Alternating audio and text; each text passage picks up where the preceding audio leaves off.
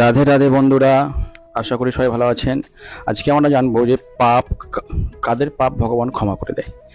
যারা হয়তো অজান্তে কোনো পাপ করে ফেলেছে এবং তাদের হৃদয়ের মধ্যে পশ্চাতাপ হবে, তো তাদের সংকল্প করে তারা ভগবানের চরণ আশ্রয় করে নাম ভজন করে আর ভবিষ্যতে যাতে কোনো পাপ না করে সেই চেষ্টা করে, তো ভগবান তাদের পাপ ক্ষমা করে দেয়। কিন্তু কেউ যদি মজা করার জন্যে এবং নিজের স্বার্থপূর্তির জন্যে কাউকে কষ্ট দিয়ে ইচ্ছা করে পাপ করে আর ভাবে যে আমি বৃন্দাবনে চলে গিয়ে রাধাকুণ্ডে স্নান করে নেবো, গোবর্ধন পরিক্রমা করে নেবো, কিংবা গঙ্গা স্নান করে নেবো, আমার প্রায়শ্চিত্ত হয়ে যাবে, কিংবা বৈষ্ণব সেবা দিয়ে দেবো, এরকম ব্যক্তিদের পাপ ভগবান কখনো ক্ষমা করে না।